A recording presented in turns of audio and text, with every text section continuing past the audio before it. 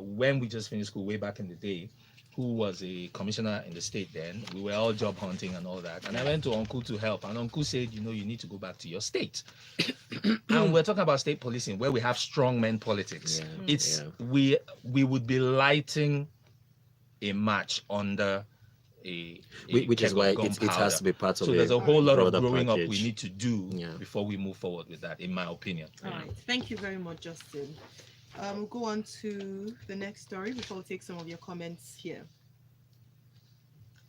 Okay. All right. So, Kemesit, I'll come back to you for this story. Dana crash. Yesterday, hat trick. Yeah. Yesterday marked 7-year anniversary of the Dana ill-fated Dana Air Flight 992, which went down from Abuja to Lagos and killing all passengers on board, 153 people, as well as 6 on ground. Well, families of the victims have called for safer skies in the aviation sector. I think part of this story taken from the Punch newspaper is the fact that a report was released only 5 years after the crash, and the fact that some of the concerns raised in the report have not been addressed according to this coalition. Yeah, indeed. So I think we can take the anniversary of that, really horrific crash to reflect on a lot of the things that we still have to do, in terms of pilot certification, airline safety, airport maintenance, and all of that. The aviation industry is one that's still, it's growing and it's doing well in certain categories. For example, our 2 biggest hubs have level 3 state safety program implementation certification from the International Civil Aviation Organization. Nnamdi Azikiwe International in Abuja was recently put out of its misery, it's been rehabilitated, and air transport is growing year on year in terms of more people using airlines and all of that, but there's still a lot that could be done. I was recently transiting through Muratala Mohammed, and I just got reminded of how depressing it is to be an air passenger in this country. But yes, very valid concerns that the families make. We still routinely on this show and on many other shows have to deal with really horrific freak incidents, whether it's a plane crash landing or one bumping into the other one, or and all of that. So good job so far, but there is still a lot to be done, and who else to remind us. Thank you very much, Kenneth. Thank you, Kenneth. Let's look at the Central Bank of Nigeria now. Let's talk money. As Emefiele, that's the CBN governor, Mr. Godwin Emefiele, yesterday emerged from his oath-taking ceremony and vowed in his second term to, amongst other things, strengthen efforts to stimulate growth and job creation in critical sectors of the economy. Looking at boosting the economy, job creation, and other areas of that affects population growth. Please take us through the story, Justin. Honestly, it's not much of a story. Uncle Murphy is just telling us that he's back on the block. Uncle Murphy? Yes. Yeah. But you didn't know? Yes. He's Uncle Murphy now. He's just telling us he's back on the block, okay? We all remember that on the 8th of May, his name was submitted to the National Assembly by Mr. President for an extension or for a renewal of his of another 5-year tenure, right? Which was done. So he's come back with the usual talking points and announcing to us that he's back and he's going to stimulate growth. He's going to be more people focused. I'd just like to remind him that GDP growth has been at 2.7%. Consumer price indexes have more than doubled that. Cost of living has skyrocketed. Naira is still rocking, and he's promised that next week he's going to come out with a roadmap. I think we should reserve comments till next week. Okay. All right. Thank you. I like that. Let's move on now. Let's talk about the companies who have been violating or been caught, found culpable of violating best practices, corporate governance issues, not necessarily corporate governance issues, but really not behaving well in terms of, thank you very much, in terms of handling their staff and proper regulations being flouted. The Importers Association of Nigeria Special Task Force are the ones that have exposed this company. They've sealed off a Chinese firm. It's called Alkete Light and Electronics Industries Limited for alleged forgery and trademark counterfeiting. Justin, what are the consequences of this, and what really? Give us the extent of the infractions that they've been, found culpable. Okay, so the Chinese company has been found culpable of violating trademarks which belong to a Nigerian company, right? Aside from trademark violations, they've also been found culpable of forgery of certificates that were allegedly issued by the Ministry of Trade and Investments. Okay, trade certificate number 99717, 99718. And police investigation has revealed that those trade certificates were not issued by the ministry. So they were fake. They were fake, yeah. And this Chinese company has been doing brisk business in the company, counterfeiting products that are legitimately manufactured by another company in Nigeria, bringing in tons of those products and flooding the market with them, obviously at cheaper prices than the original guy. Now, this I need to take this in the context of the larger Sino-African trade relationship, right? Yeah.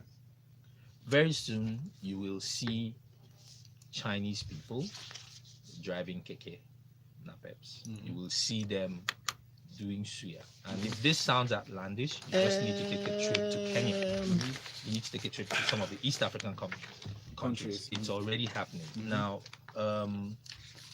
this is a very, very delicate issue.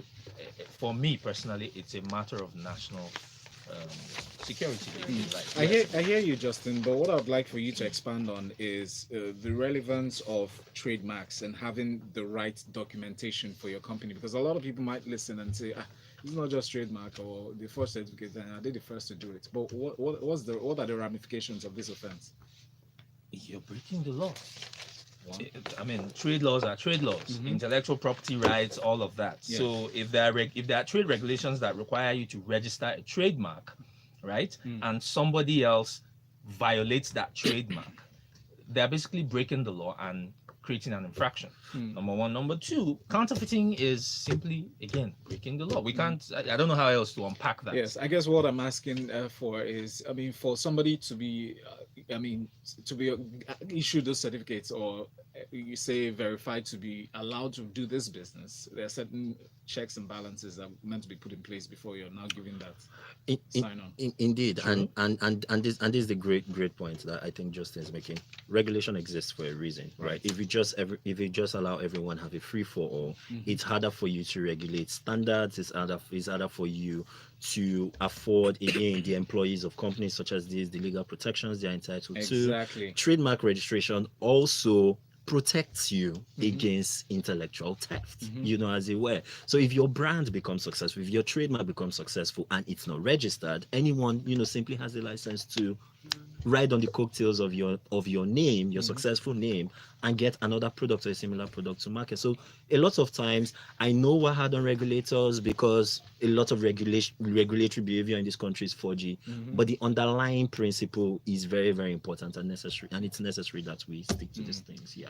And I like that you gentlemen touched on these issues, especially the area of staff protection of staff rights and privileges, because most of them have complained. I've heard widespread complaint from certain companies, that being maltreated or treated less than humans. There was the issue of the furniture company, the very popular furniture company in the other part of the world, who his staff was actually physically battered by one of his Chinese bosses, and they employed the use of security to even manhandle. Nothing really came out of that, which is what I was driving at. We need protection for our labor force. We need protection for our Nigerian companies from the increasing incursion of Chinese influence. It's very important. Not necessarily just Chinese, but at least people who I'm do specific not about the you know why I'm specific about the Chinese? Why? There is a Chinese official policy of expansionary policy. Go read about the Belt and Road Initiative. I've referred to it on this show before, right? Yes. People need to be aware of what the Belt and I'm pained that our government actually subscribed officially to the Belt and Road Initiative without having a deliberate policy for protecting the rights and interests of Nigerians and Nigerian companies. I see that you're very passionate about this. We should also mention that some of us even enable such bad behavior because of the way we seemingly worship somebody looking differently from us. But anyway, let's move on to talk about more stories. Very quickly, let's touch on this one from the Vanguard newspaper. Ekeme said, drama as Ogun Assembly declares all last-minute appointments by Mosun null and void. It's a whole lot of drama in detail. First of all, I picked out one of the statements that was made by the Deputy Speaker, Olakunle Lomo. He noted that the bill was an amendment to the one earlier passed by the Assembly. The bill is called Nullification of Irregularities Amendment Law of 2019, essentially asking that all chairmen, members of statutory boards and parastatals be dissolved. Your thoughts? I would just say very quickly, this is a class act in political pettiness. So,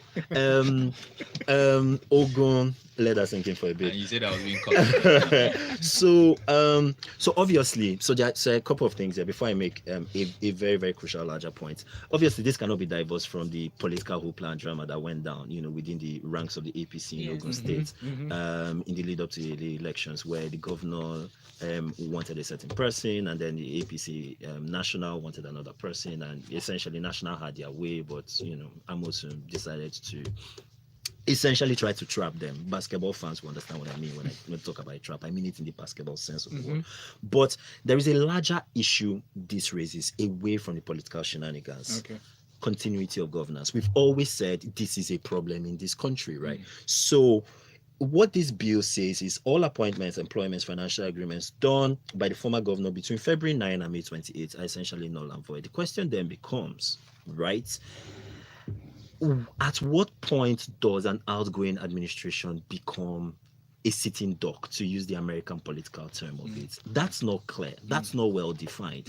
And that's critical to understand, because when you've got other governments, when you've got, in some cases, other nations, when you've got companies or vendors who are building to governments in terms of contracts and all of that, who are dealing with these governments, at what point during an election year do they go, there is nothing these people say that I can take to the bank, or there's nothing these people say that I can trust? It's very critical for us to understand that, especially if we want to go far in this democratic experiment that we are implementing. Now we should hold them accountable. Thank you very much, Kemesit. Very quickly, as an instant mention from New Telegraph, Obasanjo has advised the wife of the president, Muhammadu Buhari, Aisha Buhari, to engage, in his words, engage your husband in pillow talk. How do we interpret this, Justin? I mean, based on the fact that she's been very expressive lately, especially highlighting that point where she mentioned quote unquote cabal within the government. She should go and consult in Zaoza room. I was like, this is a natural extension of Zaoza room principle. It's coming from Zaoza room. Now, I wish we had started with this story, honestly. Yes, 30 seconds. Though. This is Baba again. This is classic Baba Shage, making this snide remarks and with you could do me kind of attitude. And honestly speaking, the First Lady and Mr. President have lent themselves. The office of the First Lady. Well, I didn't say the office of the First Lady. President. So first of all, that Zaoza room quip was the origin of this, and then she has made me kind of schizophrenic with her flip-flopping on issues, right? Schizophrenia is a bit of a stretch. I mean, that's how serious I feel the effect. In one